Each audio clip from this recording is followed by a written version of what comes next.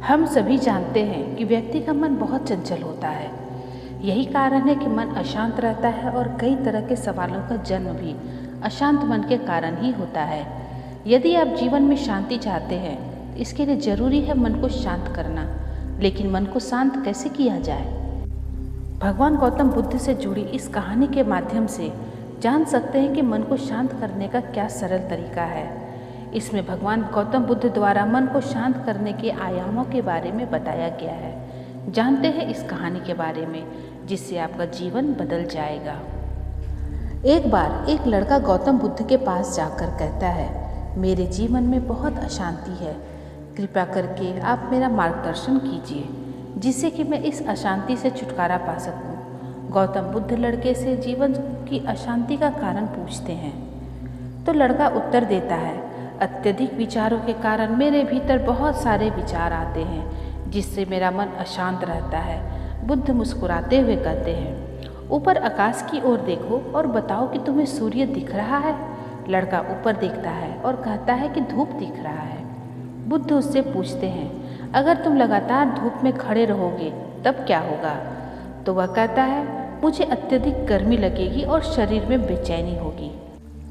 तब भगवान बुद्ध लड़के से कहते हैं, अगर धूप में खड़े रहने से तुम्हें गर्मी लगती है तो इसमें दोष किसका है, सूर्य का या तुम्हारा? तो लड़का कुछ सोचने के बाद कहता है, इसका जवाब आप ही बताइए प्रभु। तो बुद्ध कहते हैं, सूर्य का काम है ताप देना, ताप का काम है गर्मी लगना।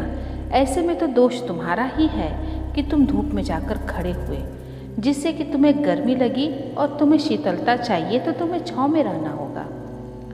ठीक उसी तरह चंचल मन का भी स्वभाव होता है विचारों और भावनाओं को जागृत करना। विचार क्षण भर के लिए होते हैं, लेकिन विचार से पैदा हुई भावनाएं देर तक टिकी रहती है।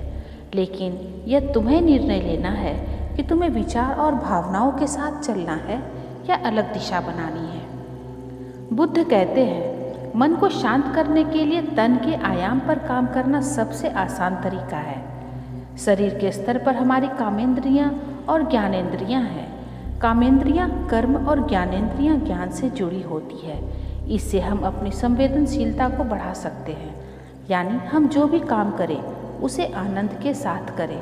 मन के आयाम से हटकर तन के आयाम पर जाने से ही तुम्हारा चित्त शांत होगा। ऐसा करने से तुम मन के आयाम से हटकर शरीर के आयाम पर आ जाओगे। ठीक उसी तरह जैसे तुम धूप से हटकर छांव में आ सकते थे। मन के आयाम से हटने पर तुम्हारी जागरूकता तन पर आ जाएगी। जब तुम तन के आयाम पर काम करोगे तब तुम्हारा चित्त शांत होगा। इसलिए हर काम को तन के आयाम पर करने से मन स्वतः शांत हो जाता है।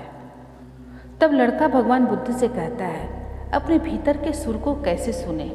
भगवान बुद्ध कहते हैं, किसी शांत स्थान पर जाकर रहो जहाँ पर शांति हो। तब अपनी आंखें बंद करो और मन के भीतर चल रहे शोर से हटकर भीतर के सुर को सुनने की कोशिश करो। सुर निरंतर चलता रहता है, लेकिन बाहर के शोर के कारण तुम अपने मन के भीतर चल रहे सुर को नहीं सुन पाते हो। जब तुम अपने दोनों कानों को अपने हाथों से बंद कर दोगे तभी मन के सुर को सुन पाओगे। इस तरह तुम मन की अशांति से दूर हो जाओगे और तुम्हारा मन शांत हो जाएगा।